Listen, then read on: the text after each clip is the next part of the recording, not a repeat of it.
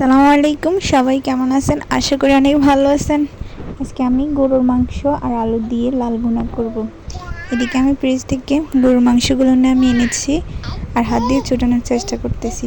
Finally আমার মাংসগুলো ছুটিয়ে নিলাম, এই দেখেন। আর এখন এগুলোকে ছোট ছোট টুকরো টুকরো করে কেটে নেব। এই পর্যায়ে এই দেখেন ছোট ছোট টুকরো করে কেটে নিয়েছি।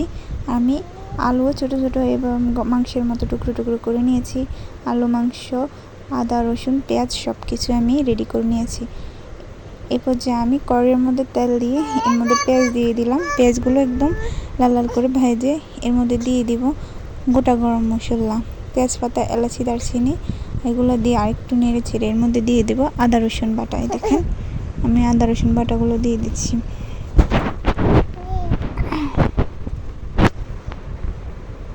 আদা রসুন বাটা দিয়ে দিলাম। এই পর্যায়ে দিয়ে দেবো আমি জিরার গুঁড়া, 1 চা চামচ জিরার গুঁড়া দিয়ে দিচ্ছি, 1 চা চামচ মরিচের গুঁড়া আর 1 চা চামচ হলুদের গুঁড়া, আর দিয়ে দিলাম স্বাদ মতো লবণ। দিয়ে এগুলো সামান্য পানি দিয়ে একটু কষিয়ে নেব। কষানো হয়ে গেছে, এর মধ্যে দিয়ে দেবো মাংসটুকু। দেখেন মাংসটুকু দিয়ে দিচ্ছি। মাংস দেওয়ার পর এখন এগুলোকে ভালোভাবে একদম নেড়ে ছেড়ে মাংসের সাথে জলগুলো মিশিয়ে নেব। দেখেন ভালো করে মিশানো হয়ে গেছে। এখন আমি একটা ঢাকনা দিয়ে রেখে রাখবো কিছুক্ষণের জন্য। দেখেন ঢাকনা তুলে দেখি মাংসের মধ্যে প্রচুর পরিমাণে পানি উঠে এসেছে। এই পানির মধ্যে আমার মাংস আধা সিদ্ধ হয়ে যাবে। আরও কিছুক্ষণ ডেকে দিলাম। ঢাকার পরে উঠে দেখি তেল উঠে আসছে মাংসর গায়ে। আর একটু নেড়ে ছেড়ে আরও কিছুক্ষণের জন্য ঢাকনা দিয়ে রাখবো। এই দেখেন আমি আরও কিছুক্ষণ নেড়ে ছেড়ে দিচ্ছি।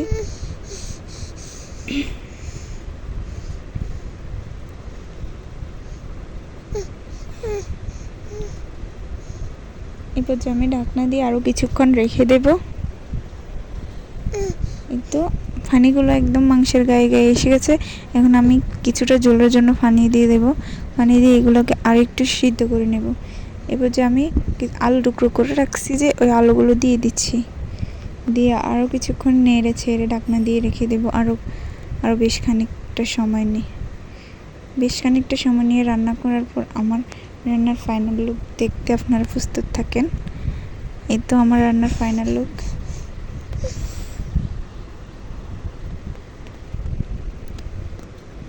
আমার রান্নার ফাইনাল লুকটা কেমন হলো দেখেন। মাশাআল্লাহ অনেক সুন্দর হয়েছে। আর কে এইভাবে মাংস রান্না করে খান আমাকে কমেন্টে জানাইন। আর আমার মাংস রান্না কেমন হলো তাও জানাইন। Tata, bye bye.